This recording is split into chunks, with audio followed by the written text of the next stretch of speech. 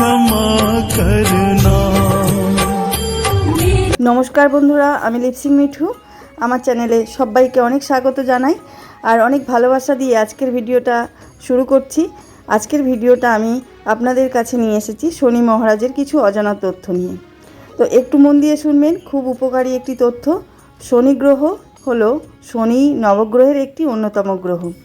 হিন্দু ধর্মে শনি হলো একজন অন্যতম প্রধান দেবতা। শনি গ্রহকে গ্রহরাজও বলা হয়। আবার শনিদেব ন্যায়েরও দেবতা এবং কর্মফলেরও দেবতা উনি। শনিদেব সর্বদাই ইতিবাচক ফল প্রদান করে থাকেন। আবার এই শনিদেব উগ্রদেব বলেই খ্যাত। জ্যোতিষরা বলে থাকেন শনির কুদৃষ্টি অশুভ ফল নিয়ে আসে। শনিদেবের নামেই আমাদের সপ্তাহের একটি বিশেষ দিনকে শনি নামকরণ করা হয়েছে। শনিদেবের বীজমন্ত্রটি হলো ওম শন শনিশ্চায় নমঃ। এই মন্ত্রটি জপ করে পুজো সম্পন্ন করা হয়। আর এই বীজ মন্ত্রটি জপ করবেন অন্তত 108 বার। যে ব্যক্তি অন্যকে ঈর্ষা করে বা অন্যকে আঘাত করে আনন্দ পায় তাকে শনিদেব কখনোই কিন্তু ক্ষমা করেন না। এই জন্যই শনি মহারাজকে ন্যায়ের দেবতাও বলা হয়ে থাকে। জীবনে যদি শনিদেবের বক্রদৃষ্টি এবং কুপ্রভাব থেকে বাঁচতে চান তাহলে এই কাজগুলো অবশ্যই করুন। প্রতি শনিবার অশ্বত্থ গাছে জল ঢেলে এবং শনিদেবের উপাসনা করলে শনিদেবের ভক্তের প্রতি প্রসন্ন হন, সার্বিক সুখ এবং আনন্দ প্রদান করেন। শনিদেবের পূজার সময় অবশ্যই তার পছন্দের ফুল নিবেদন করতে ভুলবেন না। নিশ্চয়ই জানা আছে যে শনিদেবের সবথেকে পছন্দের ফুল কোনটি? সেটি হলো নীলকণ্ঠ ফুল বা অপরাজিত ফুল। এই ফুলটি শনিদেবের পূজার সময় পশ্চিম দিকে মুখ করে অবশ্যই শনিদেবকে অর্পণ করবেন। শনিদেবের অস্ত্র হলো তীর, ধনুক, ত্রিশূল এবং গদা। শনিদেবের সঙ্গী হলো নীলা দেবী। শনিদেবের বাহন কোথাও শকুন আবার কোথাও কাক। শনি মহারাজ পূজা করার সময় তার চোখের ওপর দৃষ্টি রেখে পূজা করবেন না। এই ভুলটা যেন না হয়ে থাকে। পূজার সময় লোহার পাত্র ব্যবহার করুন, তাতে শনিদেব সন্তুষ্ট থাকেন। কোনো তামার পাত্র ব্যবহার করবেন না। বলা হয় প্রতিদিন সূর্যোদয়ের সময় সূর্য দেবতাকে দর্শনের পর দু চোখ বন্ধ করে শনিদেবের স্তব পাঠ করতে হয়, তাহলে শনিদেব প্রসন্ন হন। শনিদেবের মাতা হলেন ছায়া দেবী আর পিতা হলেন সূর্যদেব। ইনি তাদেরই পুত্র ছিলেন, এজন্যই তাকে সূর্যপুত্র বা ছায়াপুত্র বলা হয়। শনিদেব হল যমরাজের জ্যৈষ্ঠ ভ্রাতা। ভারতবর্ষে বহু জায়গায় শনিদেবের মন্দির আছে। গলিতে গলিতে শনিদেবের মন্দির রয়েছে, যেখানে সপ্তাহের শেষে শনিবার বড় ঠাকুরের আরাধনা করা হয়। শনি মহারাজকে আমরা বড় ঠাকুর বলে থাকি। ইনি হলেন সর্বশ্রেষ্ঠ ভগবানের, তাই জন্য এনাকে আমরা বড় ঠাকুর হিসাবেও পুজো করে থাকি। এছাড়াও অনেক বড় বড় মন্দির রয়েছে, আবার তীর্থস্থানও রয়েছে, যেখানে শনি মহারাজের খুব জাঁকজমক করে আরাধনা হয়ে থাকে। সাধারণ মানুষ এই শনি মহারাজকে একটু ভয় মিশ্রিত ভক্তি করে থাকেন। অনেকে ভয় পান কিছু ভুল ত্রুটি হচ্ছে না তো।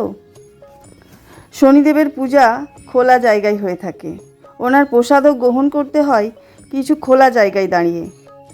ওনার অনেক কিছু নিয়ম কানুন থাকে শনি মহারাজকে পুজো আজা করার জন্য। শনি মহারাজের পুজোর কখনো ঠাকুর ঘরে করবেন না, ঠাকুর ঘরে করা উচিত না।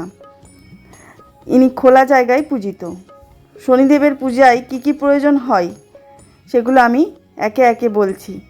কৃষ্ণবর্ণের ঘট, ফুল, বস্ত্র, লৌহ, মাসকলাই, কালো তিল, দুগ্ধ, গঙ্গা জল আর সর্ষের তেল, এগুলো লাগে আমাদের শনিদেবের আরাধনা করতে। এই সামগ্রীর প্রয়োজন শনিদেবের আরাধনার জন্য। অনেক ভক্তরাই নির্জলা উপোস করে থাকেন, অনেকে আবার একবেলাও আহার করেন। শনিদেব হলেন কর্মফলের দেবতা। যেমন কর্ম তেমন ফল। ইনি দেখেন কর্ম কীরকম করেছে, তবেই তিনি ফল দান করেন। কর্ম আপনি যা করবেন সেই ফলটা একদিন না একদিন আপনি নিশ্চয়ই পাবেন। এজন্য সর্বদা ভালো কাজ করুন। ভালো কর্ম করলেই ভালো ফল পাওয়া যাবে। অশ্বত্থ গাছের তলায় প্রদীপ জ্বালান, এতে শনিদেব খুবই তুষ্ট হন। বন্ধুরা, কখনোই শনিদেবকে মোমবাতি জ্বালিয়ে তুষ্ট করার চেষ্টা করবেন না। পারলে মাটির প্রদীপ জ্বালাবেন, মোমবাতি জ্বালাবেন না। এছাড়া চেষ্টা করুন শনিবারের সূর্যোদয়ের আগে শয্যা ত্যাগ করতে। শনিবারে নিরামিষ আহার করলেই ভালো। এই দিনটা যত আপনি ভালোভাবে পালন করবেন, ততটাই আপনার প্রতি সদয় হবে আমাদের শনি মহারাজ। শনি মহারাজের সাথে সাথে হনুমানজিরও ব্রত পালন করুন। এই দিনে দান করতে হয় কালো তিল, কালো কাপড় এবং লোহা। শনি মহারাজের মূর্তি বেশিরভাগ লোহা দিয়েই তৈরি হয়ে থাকে, আর এই লোহার জিনিসটা হলে শনি মহারাজ বেশি সন্তুষ্ট হন। শনি মহারাজকে তুষ্ট করতে কালো তিল, সর্ষের তেল আর সেদ্ধ ভাত নিবেদন করতে হয়। শনি ব্রত পালনের জন্য পূজার শেষে শনির মন্ত্র পাঠ করতে হবে। আর শনিদেবকে সন্তুষ্ট করতে হলে প্রতি শনিবার নিরামিষ খেতে হবে আর উপবাস রেখে ব্রত পালন করতে হবে।